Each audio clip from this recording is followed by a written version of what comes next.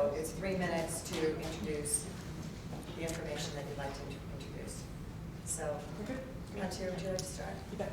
Hello. In 2010, Teton County voters authorized a 2% lodging tax to be levied by hotels, motels, and the like. Dubbed the tax you don't pay, only visitors absorb this fee when they settle their lodging bill. The tax is split 60-30-10, with 60% allocated to marketing Jackson Hole during the fall, winter, and spring, supporting visitor services and destination sales managed by the Chamber of Commerce, and partially funding community events. The Travel and Tourism Board, a group of 7 volunteers who are appointed by the town and county, manages this 60%. The 30% is for visitor impact services such as Start Bus, and the remaining 10% is for the town and county's general fund. Since the launch of the tax, the consequent statistics have been favorable. Last year's total tax, for example, was $4.5 million, an increase of over 5% from the previous year and 12% from its first year of collection. Last year also realized increases in sales tax by 8%, lodging tax by 9%, occupancy rates with the largest growth during the shoulder seasons, airline enplanements by 6%, and skier visits at the mountain resort by 12%, its highest year ever. With that introduction of the tax, I'll pass the baton on to Kate to review how we spend the advertising portion of our marketing monies, after which Bob will outline the town and county usage. Thanks. Hello? Hello? Okay, I'm on. Hi. So I get to talk about the fun stuff, the advertising and marketing, and I get to display these beautiful pictures. But in all seriousness, the advertising and marketing helps the lodging tax achieve our goals, which we are measured upon. And that is increased lodging tax collections and increased sales tax collections. Our charge is to fill capacity during the shoulder seasons, so our campaigns run during the fall and the winter and the spring. Our challenge is to differentiate Jackson Hole from other mountain communities. And luckily, we have a treasure chest full of amenities that we're able to do so, with 2 national parks, with access to open space, with the beautiful, abundant wildlife, and with everything that we're visually showing on the screen. Roughly 90% of the campaign is spent on digital marketing, and we do that because we're able to be more tactical in our efforts, we're able to be more focused in our efforts, and we're also able to measure the ROI, return on investment. With every campaign that we've experienced over the last 3 years, we've seen an increase in both impressions, so our reach has grown, our social conversation has increased, we call that our earned media, and we've also seen an increase in our engagement, so our click-through rates have increased over the campaigns. So I can confidently say that the campaigns are working. With that, I'm going to turn it over to Bob. Thank you, Kate. If you could go to the, okay, just very briefly, the 30%, the 10% is divided. It's a point of sale collection as opposed to population based. So Teton County gets about 2/3 of the collections, and the town gets 1/3. So if you look at the right-hand column, 2015 is the most relevant. The total revenue to the town of Jackson is $626,758. And total collections, both the 30 and 10% is to Teton County, is $1,230,000. I would add that in addition to getting revenue, there are some expenses that the town and county no longer pay. They're paid by the 60% portion of this tax. And for the town, that's about $190,000. For the county, Sherry told me it was about $194,000. So the net benefit is more than just the revenue. So there's revenue and there's reduction in expenditures. And we used to pay for special events and visitor services money that we funded. We passed through the chamber. And the money is expended. The 10% is unrestricted, goes to the general fund. The 30% is restricted to visitor impact, and that it typically applies to start. We clean public restrooms downtown with it. Parks and recreation and pathways are the general categories that these expenditures go to. I will tell you this is an absolutely critical revenue source for us. In closing, I would say that So the total net benefit, the total revenues to the town is 626. Our general fund expenditures in 2015 is 16.7. That's about 4%. So it doesn't seem like a big number, but it's absolutely very, very important to keeping the level of service where we are today. And the handouts that I passed out shows you the detailed expenditures for both the town and the county. Thank you.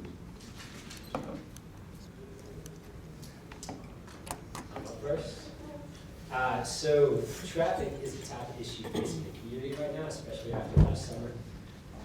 What evidence can you provide that the lodging tax doesn't contribute to the problem by bringing more people here? And do you think that promoting the off-season in winter in Jackson Hole can lead to more summer visitors or more traffic? And is that something that voters should consider? Sure, I'll answer that. So as you know, we do not promote during summer. We all know that we're pretty much at capacity at summer, and the mission of the lodging tax is to fill capacity during the shoulder season. So we can't control the traffic in the summer, and I don't think, we live next to 2 national parks, and as long as I've lived here and I've grown up here, we've always had increased traffic in the summer, and I don't know what the answer to that is. Does that affect the traffic during the shoulder season in the winter? I don't think so.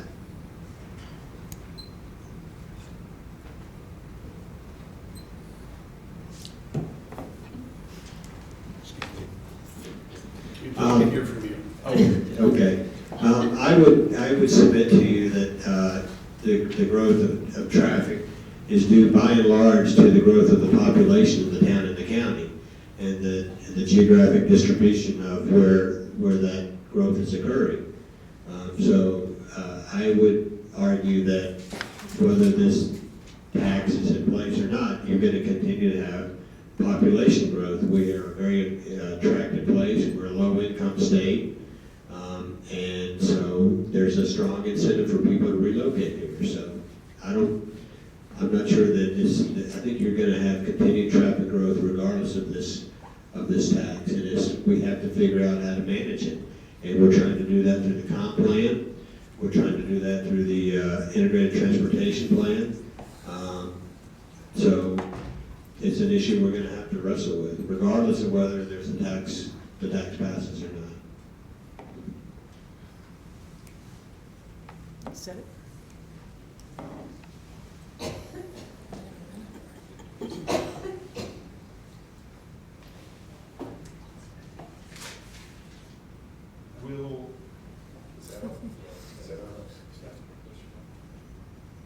Will you implore elected officials to seek an Attorney General's opinion whether the lodging tax money earmarked for visitor service can be used for visitor service or worker housing? I'd like to hear from all three of you. Can you repeat the question?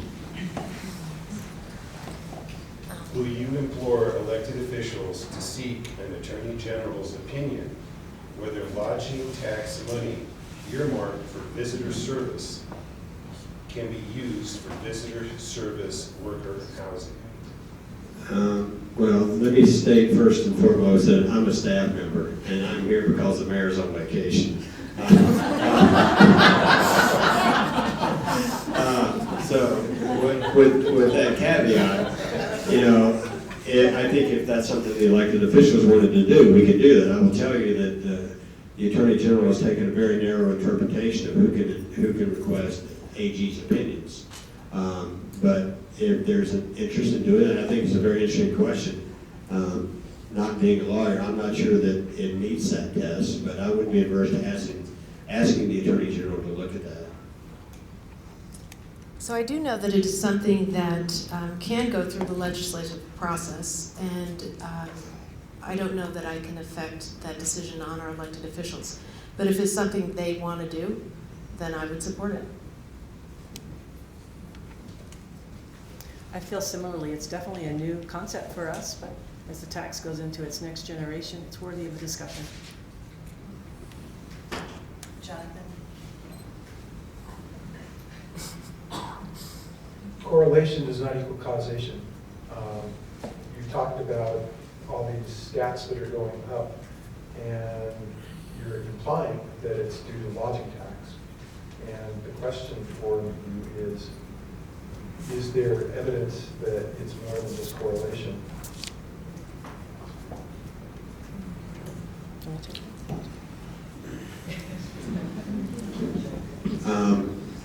I'm not a statistician either.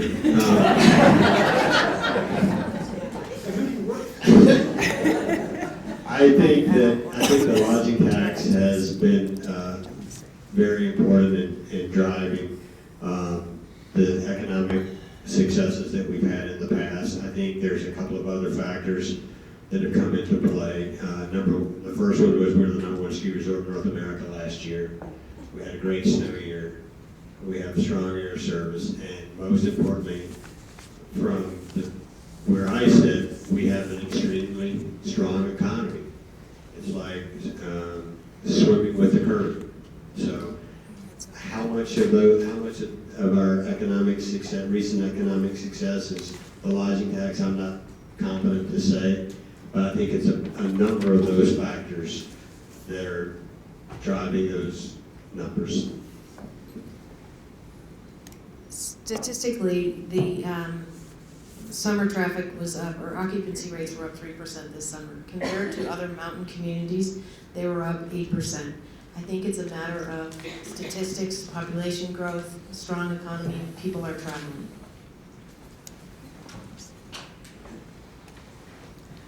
I do believe what I said was, since the launch of the tax, the consequent statistics have been favorable. So there's the correlation that you might be referring to, but I will refer to an article that you wrote actually in the News and Guide, which I thought was excellent, giving us sort of a, excuse me, I'm getting over a cold, after our first year, how had the lodging tax fared. And so this is probably what I will read to show what advertising and promotion can do for an economy as it pulls out of a very, very severe recession. So admittedly, the economy is better, as all have said. So in December 2011, we might recall, neither snow nor guests came. As a result, by the end of the Christmas season, business at the Jackson Hole Mountain Resort was down 30%. More ominously, the lack of snow was affecting not just Jackson Hole, but ski resorts throughout the West.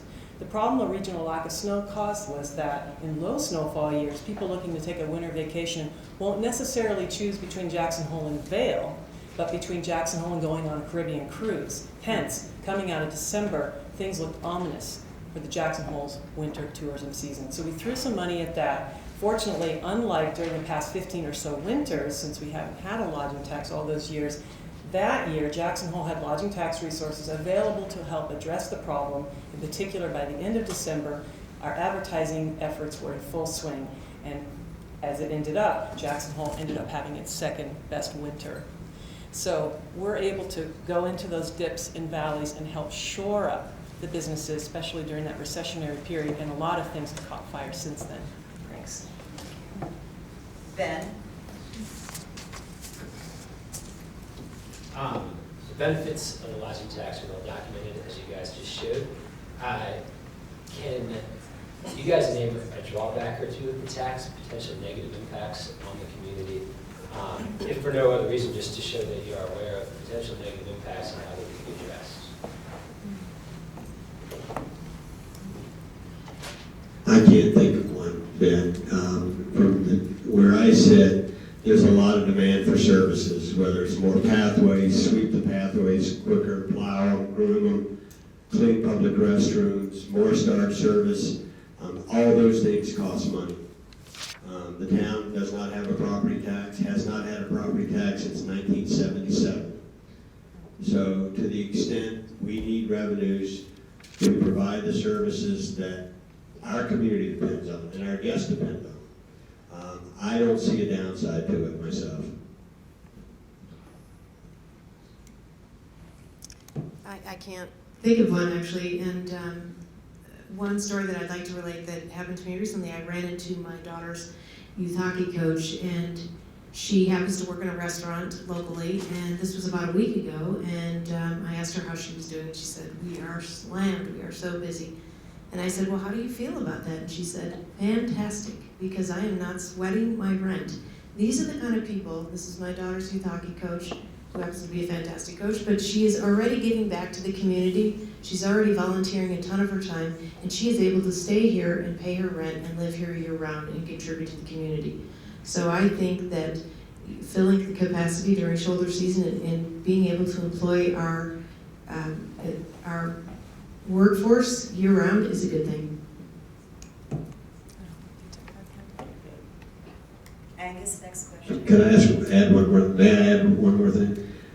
I mean, I saw an ad in the paper today where Ed Cheremy, Jordan Schreiber, and T.R. Pierce all agree on the same thing. So, I rest my case. I've got a follow-up question for Bob. So you talked about how the lodging tax, which goes up to vote every 4 years, helps pay for some of these services that the town and county provide, including START, and that's something that the community has said should be part of a long-term solution to solve traffic problems. Should that be something that is left up to the voters to approve every 4 years, or should it be, go to the regular budget? I think that's a policy question. My personal opinion is I think it ought to be implemented permanently. I mean, it's the tax that we don't pay. Every mountain resort community in the Rocky Mountain West that I'm aware of has one. But it's like the old 5th cent. For many, many years, we voted on the 5th cent every 4 years. And it was during the late 90s, I don't know if it was changed in legislation, changed in policy, but it became permanent. So I think to the extent if it's permanent, then you know generally you're going to have that revenue source. And when I was doing the budget this year, I had long discussions with the finance director and the council. What is the assumption we should make about the lodging tax? Should we budget that it doesn't pass? In which case, there was going to be blood on the floor at the town hall because we could not balance the budget. So we budgeted, our budget assumes this tax passes. So I would argue that it ought to be permanent. I might add that follow-up questions are the exception, but they are not going to be uncommon, and that we're going to try to limit the answers to 30 seconds going forward. Angus? This probably starts with Bob. Can you explain the 4JH branding program? This logo and the brochures that we see and the posters, what it costs, who pays for it, and why it shouldn't be considered promotion of a ballot initiative with public money. My understanding is that 4JH was developed by the town and county, primarily the county funded it. My understanding is that they've spent probably, and Sherry may be able to correct me, probably $15,000 or so over the last 3 years. It is funded by lodging tax money. The campaign before it was developed the county staff consulted with the county attorney's office. They consulted with the chief election official. It was deemed to be that it was inform and educate and not advocacy. So we believe that we're on solid legal ground, that we're informing and educating and not advocating. We're just showing you how the money is being spent. It's not unlike signs you've seen in Casper, Cheyenne, and Laramie, where they vote on the 1% on the local option sales tax every 4 years. It says this project funded by 1% funds. So we believe we're on solid legal ground. We think it's an appropriate expenditure to tell the public how their money's being spent. It is done by the town and county, so I really can't add to that. 3 times when I took the bus this winter, 2 out of the 3 times there was no START bus schedule, but there was a 4JH brochure, which makes me wonder, shouldn't that money be going toward visitor service rather than congratulating ourselves about these wonderful programs? Is that a question? Yes. Question. We sell those panel spaces on the bus, and I can't tell you how much we don't generate a lot of revenue with that, but that was leftover space that went unsold. We had printed the posters, so there was really no cost to that other than the cost of printing. There was no lost revenue because it was space that had gone unsold. I will tell you, coming soon to the START system will be GPS transponders where you'll be able to get on your smartphone, see where the bus is, and see what time it's going to be at your next stop. So you're not going to need a printed schedule on this. Thank you. Jonathan?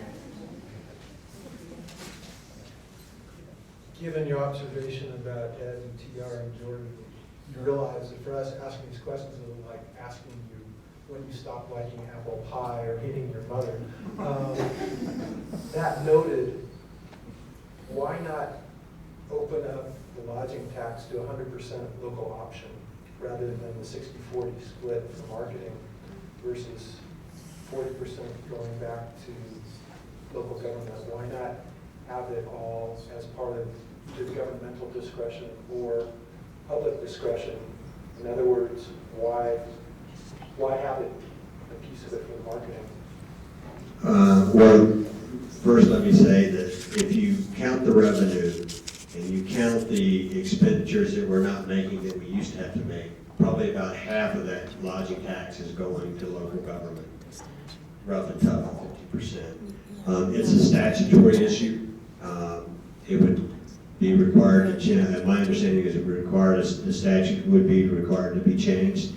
For those of you that were here when the legislation was drafted in the late 80s, I think Grant Larson and John Turner and H.L. Jensen had a lot to do with getting this passed. But that number was a compromise from the lodging community. The original concept, as I recall, and Mike Caruso on the front row, he was involved back then, was we had talked about a resort tax initially, and then we settled on a lodging tax. But the lodging community would only support, at the time it was higher, I think it was 9-10. So obviously, I'm the guy that likes to spend money for the town of Jackson, so, you know. But I don't know politically in this community whether that would be acceptable, and I don't know how it would fly in the Wyoming legislature, but it would take my understanding, would take a change to the statute. Ben? Oh, do I get to talk now? If you need to follow up. So what I would say is if we stopped doing all of our marketing and promotion, then we would see a decline in the shoulder season tourism. And our goal is to build up the shoulder season to create higher employee retention and a less transient workforce. If we completely stop advertising in the shoulder season, we will see a decline in tourism and businesses will suffer. And then we will not be able to maintain that workforce that is so critical to our community.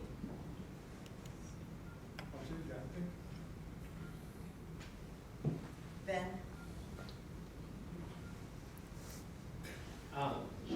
Hotels, the lodging industry provides some of the lowest paying jobs in the valley, and the lodging tax supports the lodging industry. Should workforce housing be a consideration for voters? The average voter, as they're deciding whether to vote for the lodging tax?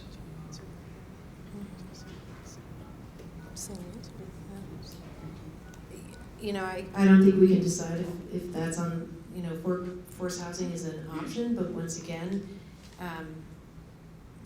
summer is always going to pose that problem because it's the peak of our tourism season, and that is when we traditionally run into the housing problems. And yet again, we don't promote during summer, we promote during the shoulder season to build up that, retain that workforce and have a less transient. So we can't answer that problem with summer housing, and that's when we experience it the most.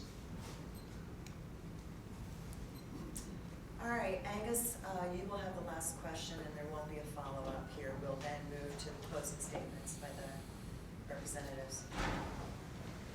I spent an informative hour and 15 minutes with Jeff Golightly today, who talked about return on investment with regard to some of the visitor service